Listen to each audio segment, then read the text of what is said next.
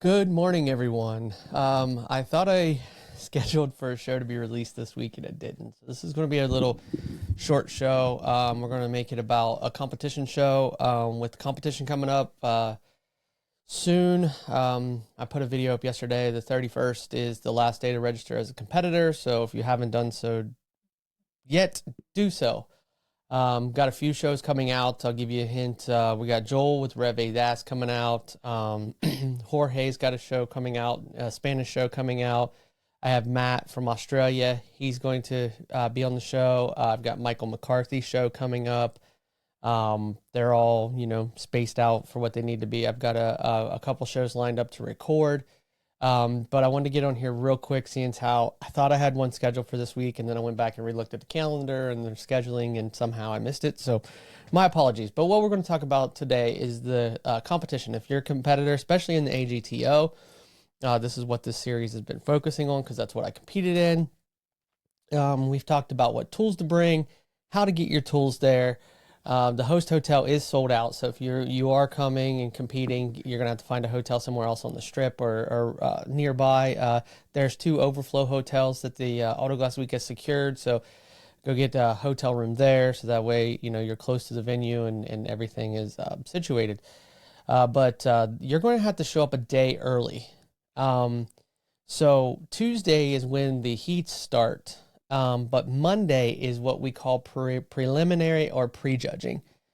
And what that is you're going to go in before the judges, before all the competition, before everything starts, and you're going to be judged on professionalism.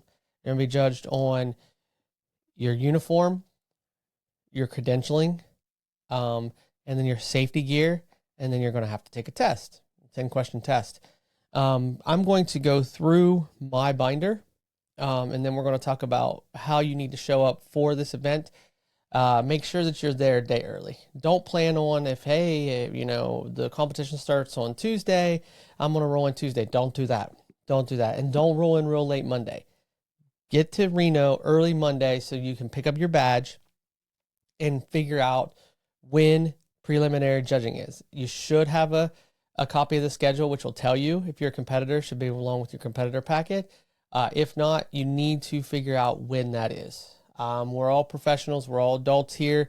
The announcements are out there, but it's still your responsibility to figure out when it is.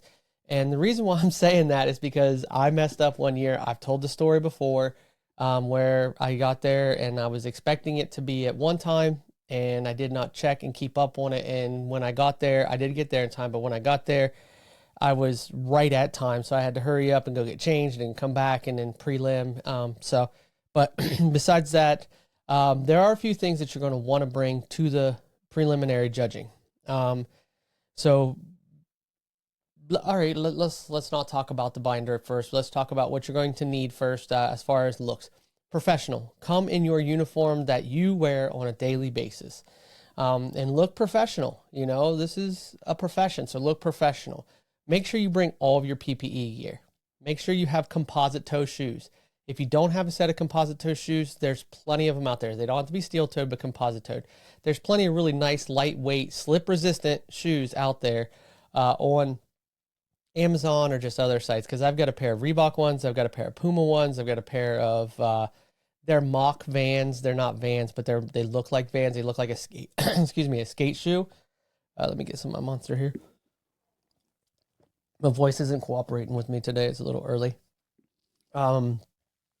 But, get yourself a pair of composite shoes. Wear pants. I know it's Reno. It's going to be hot, but you're going to be inside. Wear pants.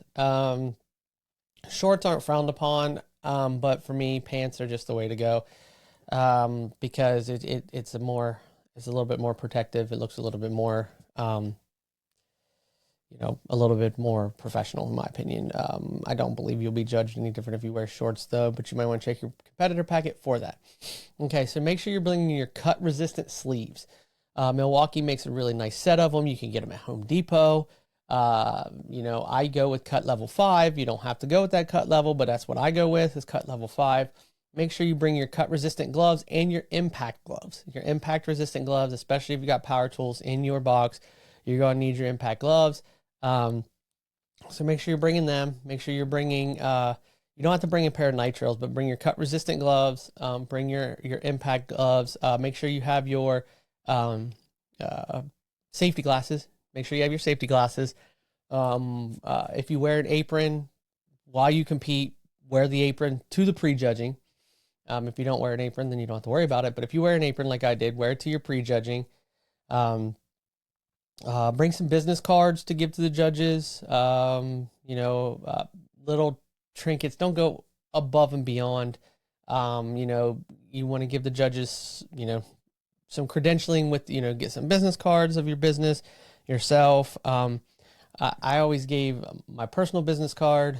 And then I always left like a little calendar. Richardson Glass had a calendar, so I always left a Richardson Glass calendar, a pad, and a pen with the judges, which I also left with the proctors as well. But the proctors got something a little bit special for me. I had air fresheners to give to them that was little cassette tapes. They were pretty cool. So I gave them the air fresheners with, my other credentialing, like maybe a sticker. One year I gave stickers just to the proctors and stuff. It's just something I would do normally. Like usually would give air fresheners out to customers, let them pick. I always had a box that I let them pick out of. It was just something I felt was nice and a little add-on. But now, once you've done that and they've checked all that over, make sure you have all your proper safety equipment. Now they're going to want to look at your credentialing, which comes into a binder. Some people don't bring a binder. Some people just bring a folder. Some people don't bring anything. But I highly suggest you bring these items and you put them in a binder. Okay, so I'm going to grab mine. So this here is my binder. It's one that I had every year. I've got it labeled with a table of contents. This is my daily binder. So you don't actually have to bring something this large, okay? This was just brought with me because this is what I kept in my vans. And we had one in the shop too, which housed my tech service bulletins, recalls, any change of procedure with my urethane manufacturer went in here. I wanted to always have a quick reference to try to answer a question before I called urethane manufacturer, vehicle manufacturer, or reached out for help. I always wanted to try to have a resource for myself first. So that's why mine's so thick. Yours don't have to be this thick, okay? I highly suggest starting off with a resume in the front of it, your name, have it labeled, but I always suggest having a resume in it, which, mine, I started off with, I always had a, maybe you see this, but binder table of contents, and then I always had my humidity driveway chart, easy, accessible, for in case I ever had a question. We got too low, too high in temperature, if the humidity was at a certain weird spot, and my product wasn't acting normal like it usually did. I was like, something may be off. So I always had my humidity chart right there in the front. I always had it in the back too with the actual, but I always made sure I had it in the front, easily accessible in case I had a question. And then I always had AGSC handouts, the trifold flyers. I always had those to hand to the proctor, but I also gave a set to the judges. Well, I didn't give them to the judges. I showed them to the judges, but I always gave it to the proctor. It was a set of there were binders on corrosion and why ADAS is important, and just the binders that the Auto Glass Safety Council offers their members to give out to customers. I always had that. Plus, I always had a hang tag for the customer that went on the rearview mirror, but I always handed it to my proctor. I didn't leave it in the car, with the safe driveway time and temperature and humidity right on it. Get a hold of your urethane manufacturer because they're going to have those for you. And then I always had the urethane manufacturer always had a little bifold or trifold that I gave with as well to the proctor, but the judges want to see that.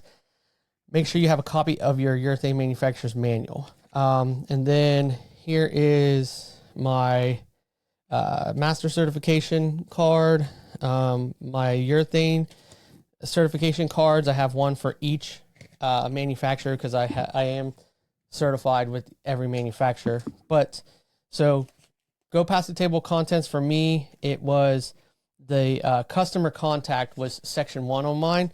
And what I had in there was this. It's so old. You can see I had a copy of my COVID vaccine in there. So that way, if when I was competing, I made sure that I gave it to my customer or let them see it. I usually gave them a copy of it so that way, you know, they knew, you know, because we were having precautions and I wanted to make sure that I was professional. But I always had my Richardson glass pre and post inspection with a, and it's in, you know, it's not digital because you have to turn these things in. So it is analog. So I had that, and with all my, you know, everything in there, and then it goes on and, you know, describes, you know, what we do at Richardson Glass Service. You don't have to have that for your prejudging, but you want to make sure you have a invoice, a customer copy, and a pre-inspection, post-inspection paper. You want to have all three, and bring 2 sets. One for the heat, one for the finals. Okay? Come prepared to make the finals. 2 sets. All right? But you need to have those 3 things, and they need to be turned in, because the invoice is what you would turn into your office. Customer copy you give to the proctor, but you give all these to the proctor. But you need to have both of them, and you need to fill out both of them. Plus a pre-inspection, post-inspection. All of your urethane manufacturers should have their own version of this if your company doesn't have one in-house. We had one in-house. But if your company doesn't have one in-house, then reach out to your urethane manufacturers because they will have one. It's just basic, you know, scratch here. You know how it goes. And then after the customer care stuff, it goes into my urethane. And I always made sure, like I said, I had another printed version of my driveway humidity chart so I could give to the customer if I needed to, but also they're going to look for that in judging to make sure that you have that and to make sure that you understand it. Not that you just have it, but you understand it. Then I have some coupons from my company, like a leave behind that we always gave, which is like 1 free can of glass cleaner. And then let's see, it's actually 1 free can of glass cleaner time of service and another free one you can get later on if you come back for an inspection or you just need another one. We gave out 2 of those. And then it's got a written instructions of what that I tell the proctor and you'll tell the proctor, written instructions that your customer is going to need. We give these out to every customer, and it has written instructions what to do and how to treat your windshield. That way, not only did you verbally tell them, but they also have a written copy of their instructions of how to care for their windshield for the first few whatever. You know, it's not something that you have to have, but it's something that we had that was a little added, you know, because it has your vehicle safe to drive at this time. And not only is it on the hang tag, but on the rear view mirror, but it also is on this care sheet for after. And then it goes down for the few things, whether it's a chip repair or an installation, talks about warranties. And then if you have any questions, feel free. And then your 2 free cans of glass cleaner. Let's see. Okay. And then we go into our training manuals. Make sure you have a copy of your training manual and any deliverable. So a deliverable, if they've updated anything, but have not made a actual product change to have a manual change, but they've updated something like they went away from using activator requirement of an activator, then they'll send you a little paper that's a deliverable. It tells you in writing that this goes along with your manual, but you no longer have to do X, Y, and Z, or you now have to do X, Y, and Z, but it's not a full manual change. So then once your manual and your deliverables are all there, they're all recognized, everything's there. Now you want your SDS sheets. So whatever glass cleaner you're using, whatever urethane you're using, whatever, if you have water at your table, have an SDS sheet for water. If you have any kind of cleaning materials like scrubs in a bucket, SDS sheet. If your urethane uses a primer, SDS sheet. You can obtain all of these through your urethane manufacturer. And then if your urethane manufacturer has special instructions for, like it's a deliverable here or market bulletin. It tells you how to treat things different, but make sure you have an SDS sheet for water, any chemical that's going to be in or near your working area that you are responsible for. If you have like a urethane cleaner, a upholstery cleaner, a different glass cleaner other than your glass cleaner for your bonding area. Okay, so a perfect example, SRP has a great cleaning product, the 007, the Bond product. You need to have all your SDS, if you're using SRP, you need to have all your SDS sheets for those products at your table and accessible, but they need to see it in the prelim judging. Also, bring your binder to the competition to lay on your table. Okay, this will help if the judges have questions, if the customer has questions, but also if you are doing something that the judges, because all these judges know these manuals, study these manuals, know the products, but you know, I mean, they've got a lot of products, a lot of things. So there may come a time where you're doing something that they're like, that doesn't seem quite right. So they'll stop you and ask you. And then if you can't find it in your manual, in your binder, then they'll ask one of the urethane reps that are nearby for that product and then get an answer, you know, and all that. Let's see. If you have any first aid contact information, have that in your binder as well. Okay, and then you want to have a copy of the EGRIS standard, which you can get at agsc.org. It is a free PDF. It is 005-2022. You want to have the most updated version of the standard. Don't go with the 001 2002. Don't go with the 004 2018. You need to have the 005 2022, and you can get that. You can do a Google search. It'll come up. You can also find it at agsc.org. Make sure you have a copy of that standard in your binder, not just around you, but in your binder. So you're going to have your SDS sheets. You're going to have that. You're going to have everything from your urethane manufacturers. Like here, I used CRL glass cleaner, so I had their SDS sheet for that. I had a urethane remover. I had an SDS sheet for that. Material safety data sheet for water, because I always had water at my table. Now, credentialing is, they're going to look for certifications. Okay, you're going to get certain points. If you are not AGSC certified and your shop's not an AGSC member, I highly recommend going and taking the test as a accredited technician. You can go and you can take the test, register now, because you're going to need to take it within the next few weeks. And then, you know what I mean, if you don't get your credentialing back in time, at least have you can take a picture. It tells you if you pass right away or not. You can take a picture and then show that to the judges, because then they'll know you're an accredited technician. You're not technically a certified because you're not part of the AGSC, but you're an accredited technician. So that's also going to go a long ways. And in this part, I always kept my credentialing. I always kept like when I took my bronze medal, and then when I won is in here now too. Yeah, there's where I won. And then my master certification is in there. Every single one of my Topdon ADAS certification is in there. Then I have every single one of my urethane manufacturer certifications. There's Sika, there's DuPont, there's Dynatrol, there is SRP right there. And then on top of the SRP, let me flip to the next one. Okay, yeah. I have where I took and graduated the Autoglass University. That is a training course with a test at the end of it.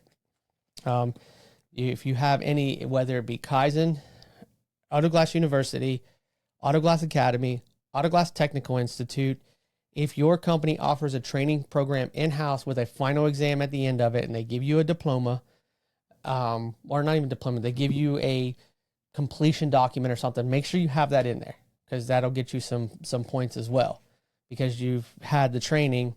It might not be AGSC recognized, but you have the training and you have documentation that your company offered this in-house and that you passed it. like I said, I had the AGU. You can have any of those courses. Yeah, there's my diploma from the university. There's my gold medal. These are my deliverables. But you want to make sure that if you have any kind of training, make sure it has a final exam and put it in here, because that'll count, because it's in-house trading. I have some HAZCOM information in here from OSHA. You don't technically have to have that in your binder, but it's a good thing to put in there. We had our COVID policy through the company I worked for when COVID was a big thing. And then here is my NWRD certification, the windshield repair. Then I also always had an extra work order, customer copy, and an invoice. So I always had that. And one thing that I did that you can do if you're an AGSC registered member shop is you can put all the AGSC requirements with temperature, humidity, driveway time. They give you a thing like egress, was the vehicle condition sufficient for proper application of retention system? Yes or no? If no, was the vehicle owner notified? So basically, they've got this little thing that can attach to your work orders that you can give to the customer, and they can have it all out there. I always had some more pre-inspections. And then, like I said, back here is all of my TSBs. This is this new Subi training. It talks about taking the camera down, the Hyundai recall, the Ford recalls, what they want, how they wanted you to proceed. All this you could just keep digitally, but I always had it as a backup, oh yeah, here's the Cascadia TSB, how they wanted you to reattach the gaskets, the actual procedure for it. Here's the Kenworth service manual with the same thing with their glue to body gasket, how they wanted you to handle it, and with pictures and everything. So you don't actually need that. And then clear in the back for me was my very first certification, which was 2007 was my first certification with the, no, I'm sorry, it was 2005, and it was with the NGA. Yeah, it was 2005, and it was with the NGA. I'm sorry about the confusion there. 2007 was my my first, it wasn't DuPont then, it was Beta Seal certification. My first Sika certification was in 2003. And so, yeah, so that should be the things that you make sure that you're bringing to the competition with you. It doesn't have to be this thick. It truly doesn't. If it's organized in a way that makes it easier for you to flip through when they're asking you where your material is, I recommend that. I highly recommend that. Like when you're standing there in front of the judges table, you're nervous. So you're going to be fumbling around anyways. I recommend, if you can, reach out to Launch, Autel, Topdon, and see if you can receive some sort of certification. Although this year you can get a ADAS certification through the AGSC. You can sit through and take that test, which is cool. I'm going to do that as well because I have Launch and Topdon certifications. So reach out and get one of those to put in your binder, I know this is a little late, is what, 6 weeks, 7 weeks till, but you should be able to get all this turned around by now. So this is why this show is going to come out soon. You're nervous, and then you got to sit down and take a 10-question test. The test isn't hard. It's mainly common sense. But that all figures into your score. So I highly recommend, if you haven't done it, read over the standard. It's just good knowledge to have, but also it'll help you prepare a little bit. Yeah, and come ready, come positive, smile on your face, come to make the finals.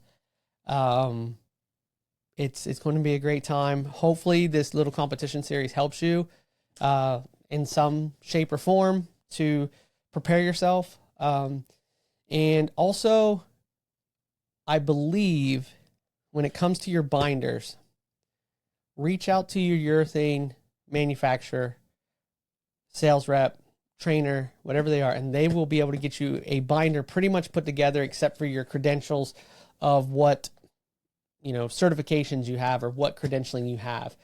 And the credentialing does not have to be AGSC because we have competitors from all over the world, and their credentialing is different than ours. So the credentialing I ran down for you is, what I have. You can put whatever you need in there. I do recommend putting a resume in there. It's just, it kind of gives, the judges can look at it, kind of gives an outline of your experience. Your experience doesn't count for points or against points, but it kind of gives them a general idea of what your experience level is. And it's just professional to have a resume in there. I didn't have one until my friend Matt Kerbo asked me, I think it was 22. No, it was in the COVID, the 21, when him and I competed. He asked me if I had one. I didn't, and I put one in there for the next year. In 22 and 23, I had them in there. You need anything for this, any questions, reach out to me. There's plenty of other people you can reach out to in the industry that'll help you as well.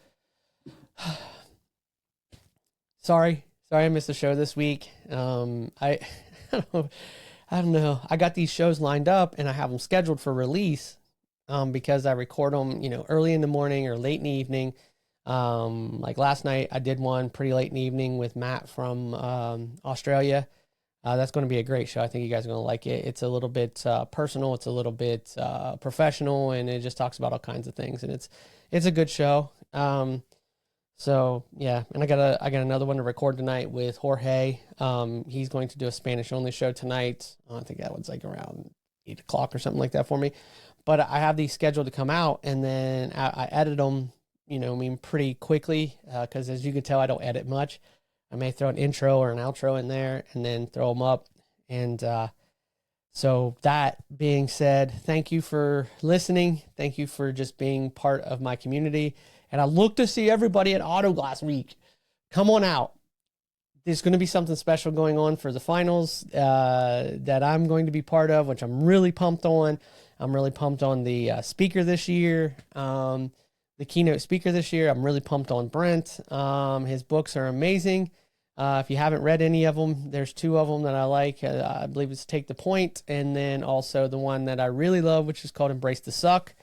The 4 words by David Goggins, if that tells you anything. So come on out, meet him, see him, get ready for the show.